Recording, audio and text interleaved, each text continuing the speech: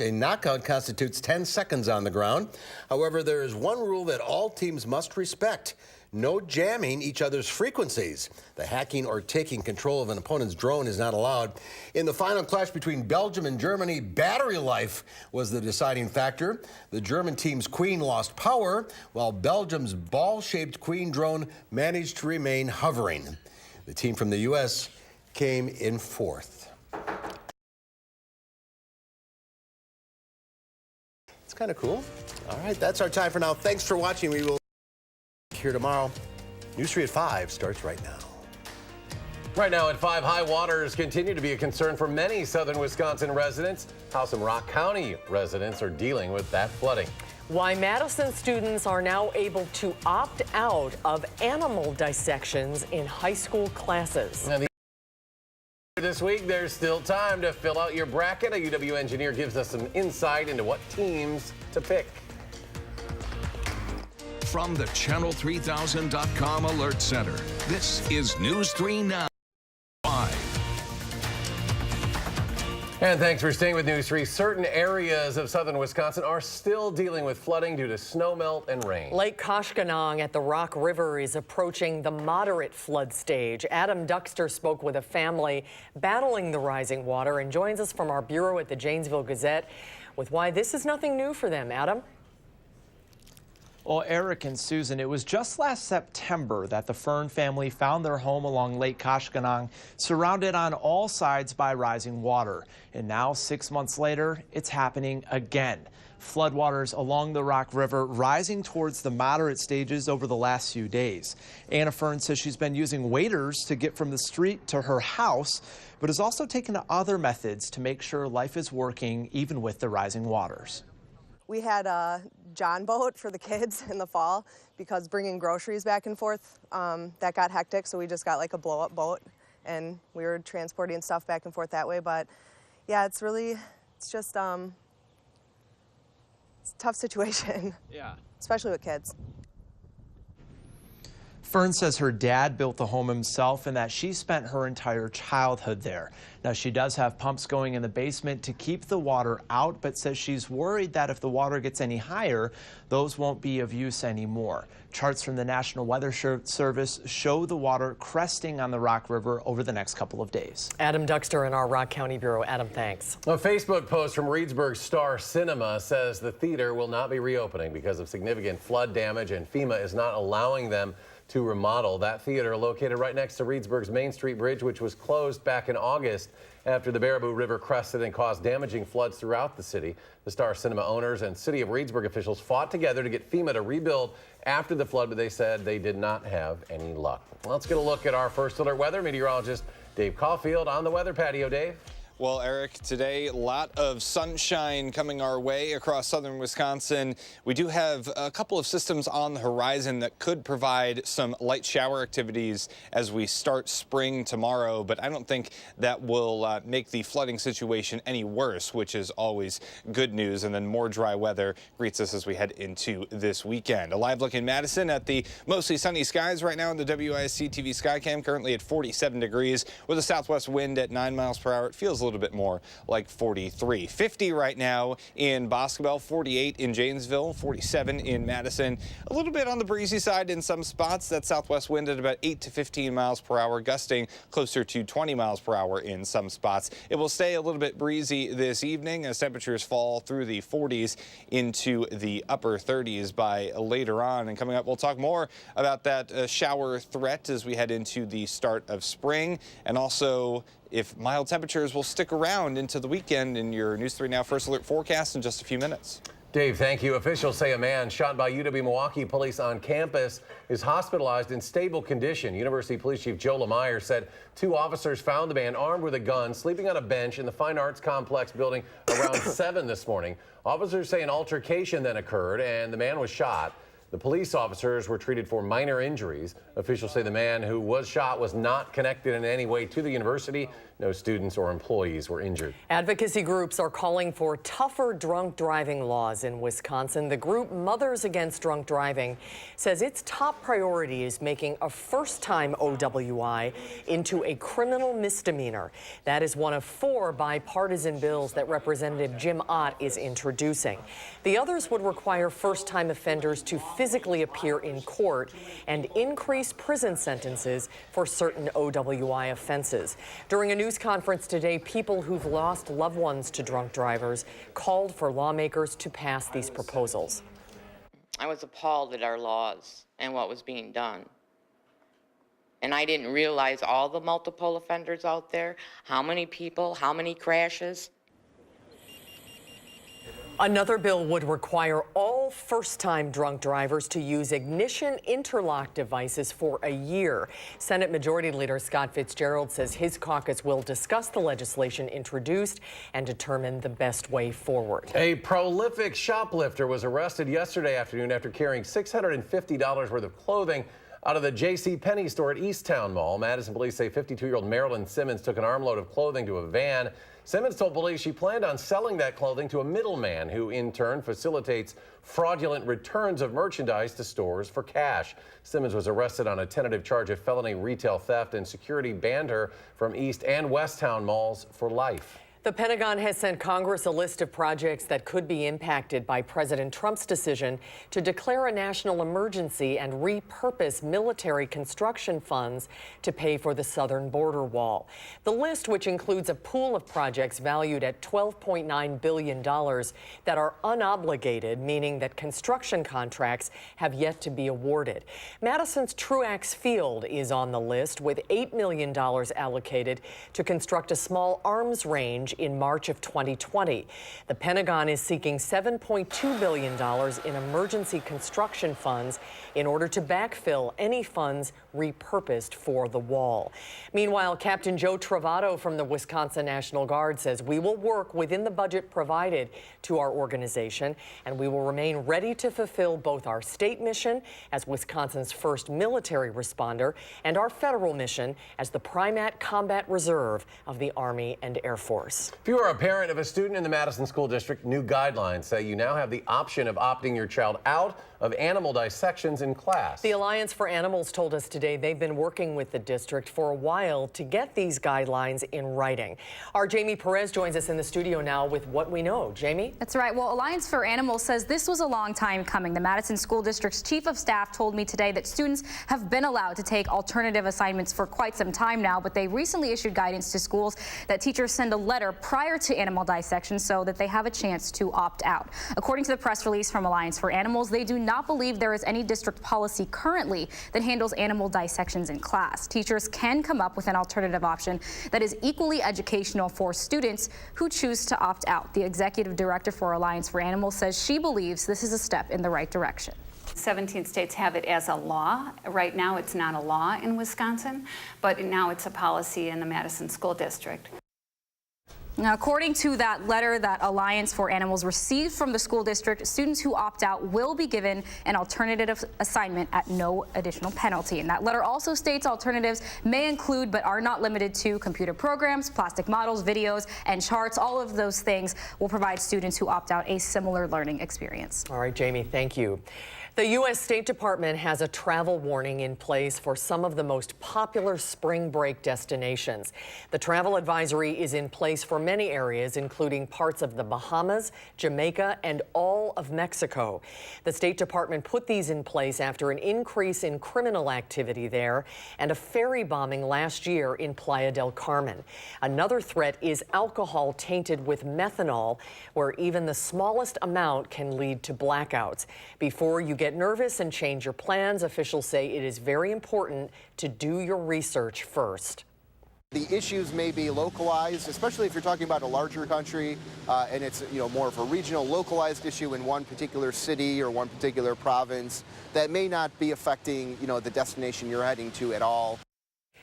AAA says that's why they encourage travelers to work with advisors or agents and to purchase travel insurance. That way you're covered and have direction from an expert on what you should do in the event of an emergency. Well, the Badger basketball team is now on its way to San Jose. The team boarded its plane just a couple of hours ago. The 5th seed Badgers will open their NCAA tournament play on Friday, meeting the 12 seed Oregon Ducks. That game will start about 3:30 on the TBS network. And Jay Wilson and Kevin Lewis will have live reports from California starting Thursday. And this just in from the Channel 3000 Alert Center. Fox Sports' Jay Glazer reporting that Randall Cobb is no longer a Green Bay Packer. Glazer says Cobb is headed to the Dallas Cowboys. ESPN's Adam Schefter says Dallas will give him a one-year, $5 million deal. Well, the first round of the NCAA tournament is Thursday, so that means if you haven't filled out your bracket yet, now is the time. And of course, every year, millions of people fill out those brackets, but no one has ever gotten a perfect bracket. Amanda Quintana is here with how a UW engineer is using data and math to make her predictions. Amanda. Yes, well, millions of people are filling out their brackets, all going at it a little bit of a different way. Some choosing on a feeling. I heard about one woman who just goes off of which mascot would win in a fight. Everyone has their own way of choosing the winner. I filled it out in like 5 minutes, to be honest. Yeah, it was a quick one. Trent Peters-Clark goes with his gut when filling out his bracket, but one first-round pick was a little difficult for the UW-Madison grad student who got his undergrad at Oregon. That was a tough first-round matchup for sure, but had to go with the undergrad on that one. Many people, like him, rely on a feeling or luck, trying to predict the national champion. Yeah, went with some of the favorites, and then definitely you got to do the 12-5 upsets every now and then. But industrial and systems engineer Laura Albert depends on math. I'm still filling out my bracket. I'm still doing my research. I've just been crunching all the numbers, and that's a lot of fun. She collects data all season, scores, wins, and losses, ranking the teams week to week, all based on the numbers. It's amazing that the math can tell us with a high degree of accuracy who the best teams are without a lot of data points. But it's not just about what the teams have done in the past, it's what they can do in the future. So as an engineer, at the end of the day, I want to take this all one step further, and I want to turn that data and information into a decision. And how would I actually design a system and engineer a better system and solve a problem in the future? This same mathematical model helping Albert rank the teams can be applied to applications looking at the stock market, the spread of diseases. Her research, waiting in lines at healthcare systems and for emergency responders, gathering data to make a difference. Sports analytics is a great preparation for solving all those other data-driven engineering problems. Trent trusting his strategy. After all, even Albert says math can help you make informed decisions, but it can only go so far, then comes luck. I tend not to be super critical of my choices, but once I choose them, I back them. Albert says she starts by filling out her Final Four and Elite Eight, and her data has Duke as number 1, Michigan State, Gonzaga, and Virginia also on top. But she says if everyone else in her pool is picking Duke, she's leaning away from having them as her winner in her bracket. All right, good luck to everybody filling out those brackets. Amanda, thank you. And there's more to come on News 3 now at 5. President Trump hosting the leader of Brazil. We'll tell you what crisis top their agenda. Parts of the Midwest could be seeing another round of flooding as rivers continue to rise to historic levels. Mixed numbers on Wall Street. The Dow falls almost 27 today. The Nasdaq jumped 10. The S&P 500 down about 1/3 of a point. We'll be right back.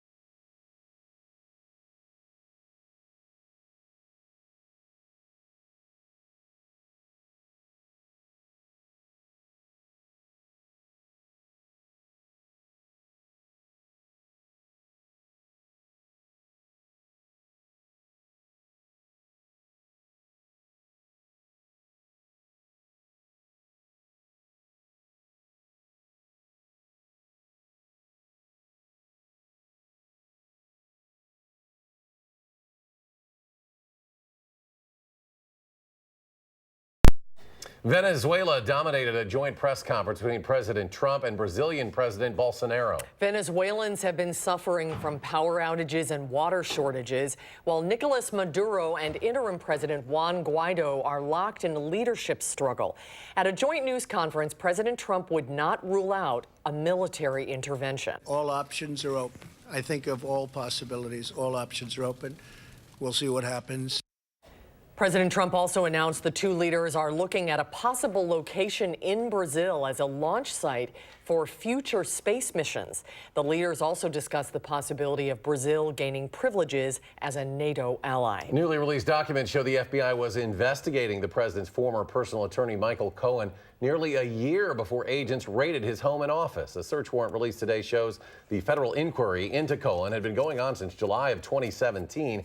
The FBI raided Cohen's Manhattan home and office last April, seizing more than 4 million electronic and paper files. Cohen pleaded guilty to tax evasion and making hush money payments to two women who alleged they had extramarital affairs with Donald Trump. Cohen is expected to begin serving a 3-year prison sentence in May. The president of Mozambique says more than 200 people are dead in his country after a tropical cyclone.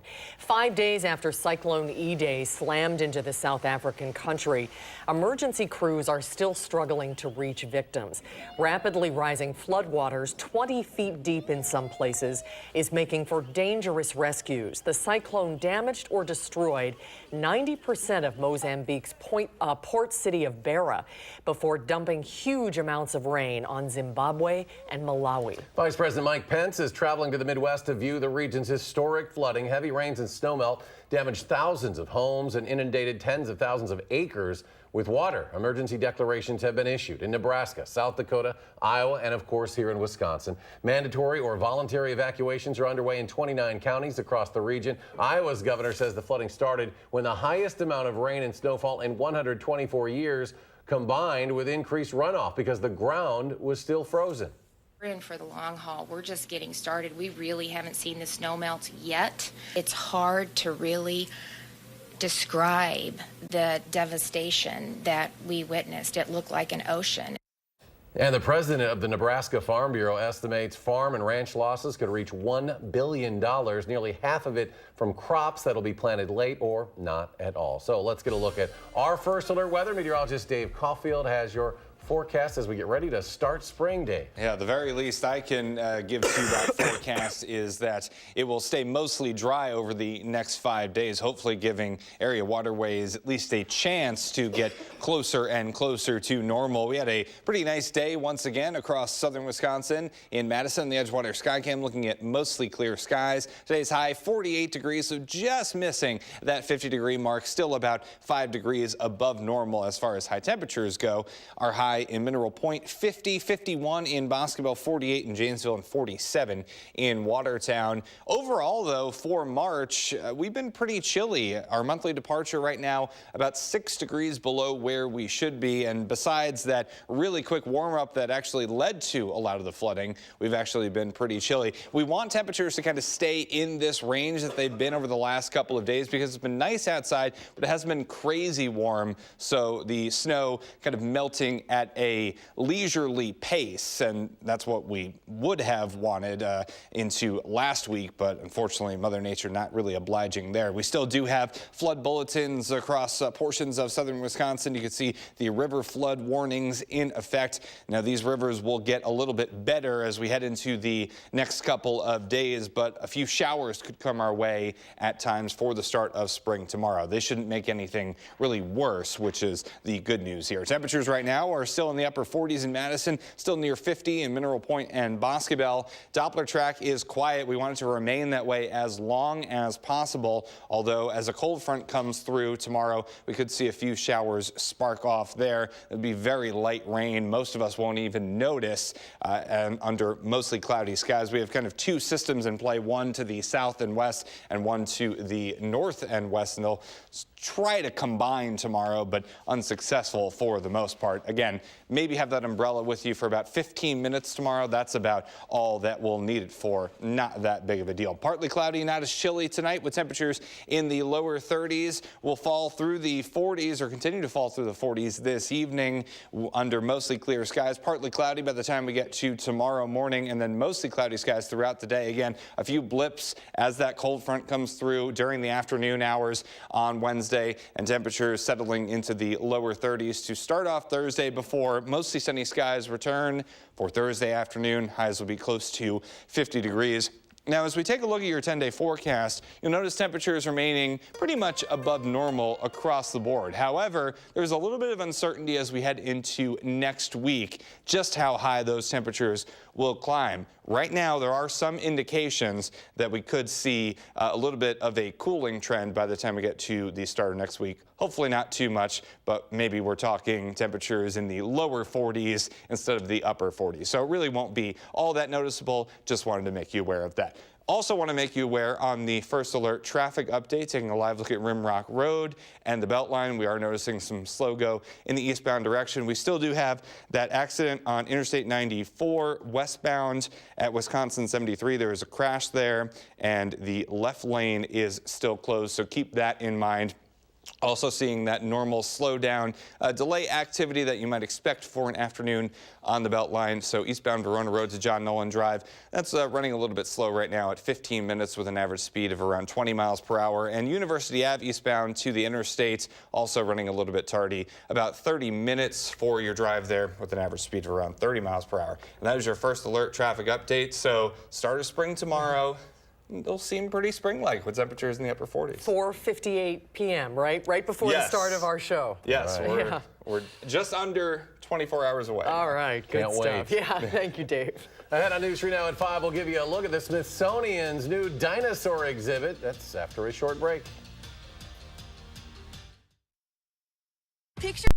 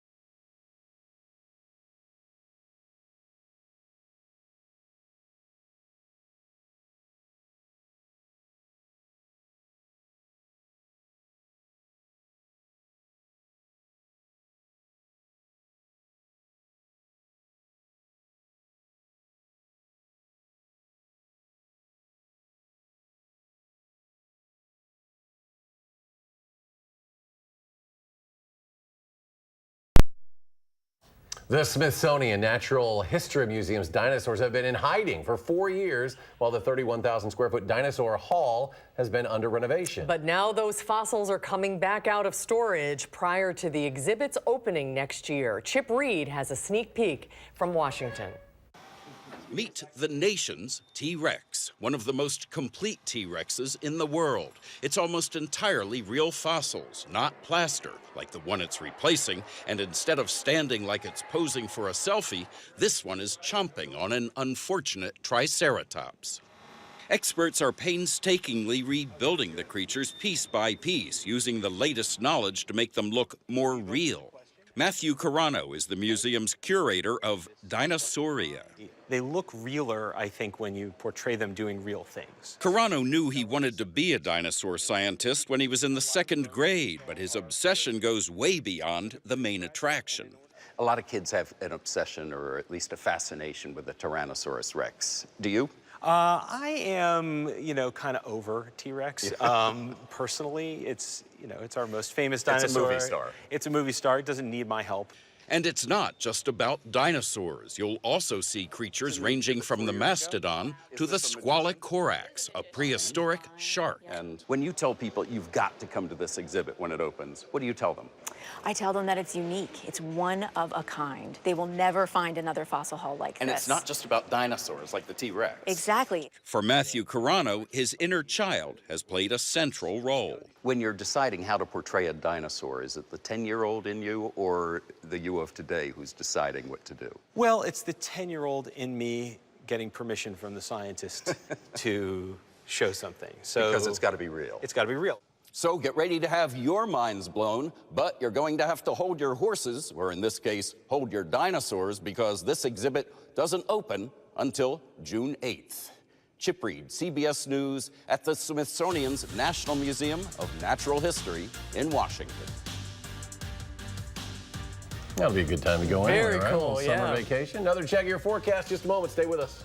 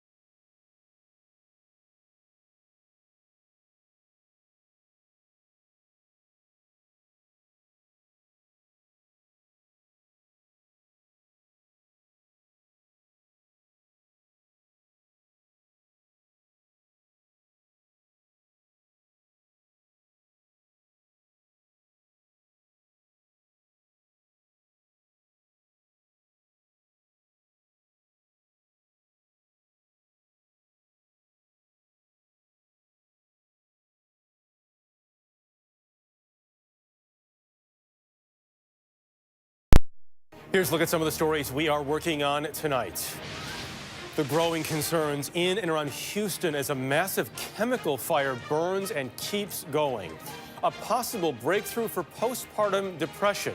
And we take you to the super bloom tonight on the CBS Evening News. And a nice evening on the way tonight. Yeah, with temperatures in the 40s for most of the time. We will be in the 30s as we start off tomorrow. But overall, these temperatures are not looking half bad. We're in the low 50s Thursday and Friday. Plenty of sunshine. For the start of spring tomorrow, though, don't be surprised if we see a few showers to, you know, start to water a little bit of the flowers that are going to start to be showing up in spots. And we're continuing to be in the 50s into next week. Good stuff. We'll be back in 30 minutes for News 3 Now at 6. The CBS Evening News is up next.